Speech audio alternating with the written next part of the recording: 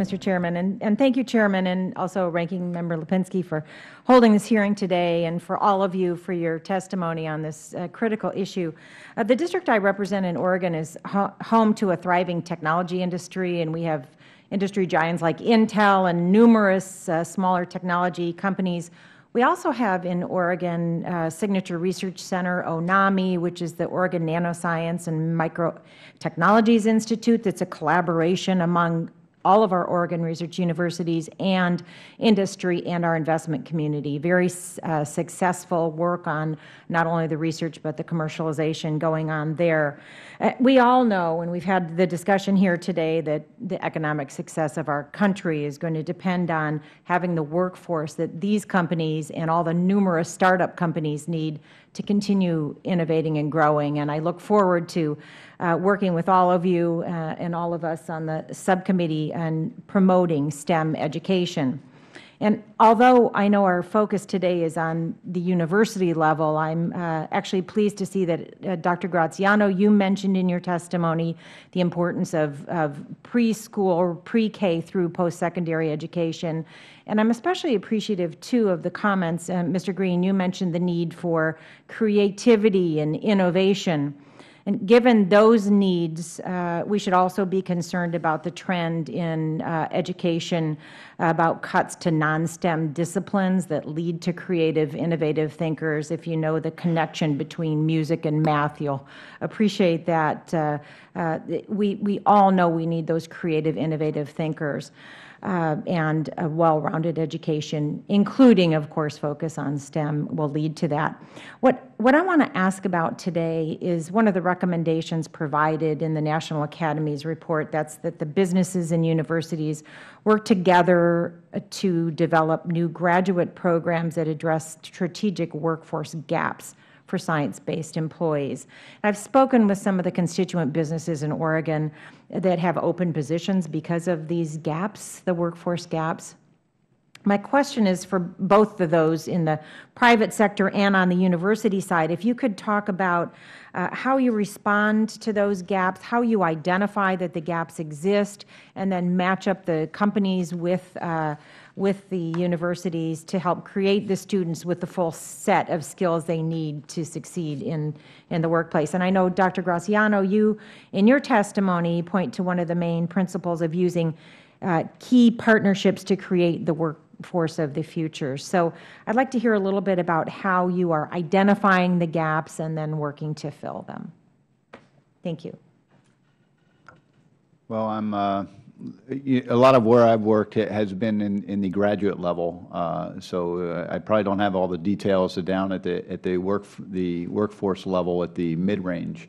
But I think one of the big issues there, and I think it also applies to what Mr. Holkern had brought up, is communication. We're losing so many people at a young age away from the sciences, and it gets to how do we communicate better that there's exciting things to be done in science and engineering and education. The thing that excited me and got me in chemistry, which I hated in high school, by the way, was in the 60s and 70s was the environmental movement. It was just all over there. And I see a resurgence in people's interest in the technical challenges now with energy, with water, with food, all those things. And we got to do a better job exciting people about these areas so that we don't lose them at a very young age. Thank you. Yes, go ahead. I think there's a lot of good information out there. I mean, sometimes in this education space, we tend to reinvent the wheel and do the study again to come up with the same thing that was in the study before. But I think in the area, what Change the Equation group has done, Business Higher Education Forum, which is very well known, very straightforward. We do have to not just educate; we have to energize and inspire.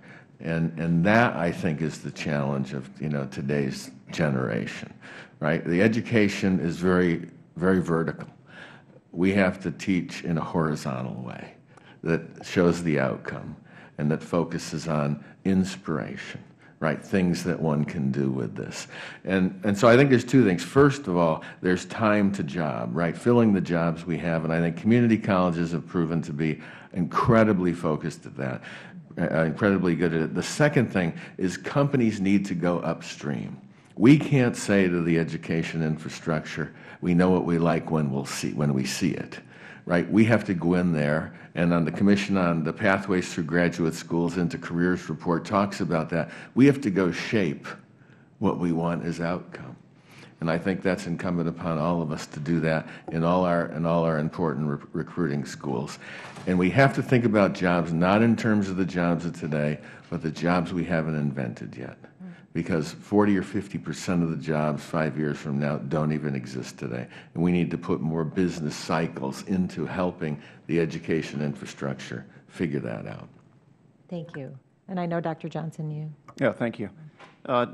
Both of your questions, the second one first, take an area of great interest to us today in the corporation, and I think nationally, cybersecurity. We recognized a few years ago that the number of graduating cybersecurity experts, if you will, people educated specifically in cybersecurity, was not going to meet the needs of our corporation, much less the nation. And so we work with major universities, with our partner universities, to develop programs in that area. So that's an example of how we develop programs that feed a particular need today at the undergraduate and graduate level. Your other question really was talking about the pipeline. And we are really proud to be able to comment on our sponsorship for the USA Science and Engineering Festival that was held in, the first one was held in October of 2010 on the National Mall, where we were able to get over 1 million people to visit over 1,500 hands-on exhibits where you translate from the theoretical to the practical to do that inspiration, to get kids excited about science. And then we held the second festival in April of this year at the Washington Convention Center. Again, diverse set of families from all over the metro area who got a chance to see, this time, over 3,000 hands-on exhibits. So we are concerned about the pipeline. Decisions to go into science and engineering generally needs to be made at a young age, so they get algebra at an 8th grade so they can continue on that math and science track. So we're strong supporters of developing that pipeline. Thank you very much. And Ms. Bonamici, I'd like to add that I think that one of the most important things that we can do in universities to bring a little bit of understanding about future workforce needs to our curriculum is to really engage our students from the very beginning of their undergraduate careers in problem-based learning. And that's one of the things we've done at Georgia Tech, I think, pretty successfully, is bringing industry into the university to help inspire some of the problems, to help identify some of the challenges that they're facing and offer them to our students as problem-based learning challenges, even as freshmen, and then working all the way through the senior design courses. Often companies give us access to company data sets or to company facilities so our students can work on these problems. And we've had a lot of inventions come out of those undergraduate problem-based learning courses and through some of the grand challenge contests that companies have sponsored at universities, where they identify a problem and ask students to work on the grand challenge to get a prize. And so you develop that creativity, you spark that inventiveness, you engage them in the research, you teach them the skills to solve the problem, and that's part of the way we find where the workforce needs are going to be and what we need to bring into the curriculum, and we spur those students on to engage in research and to be creative and to solve problems. Thank you very much. My time has expired, but thank you for your very inspirational ideas. Thank you.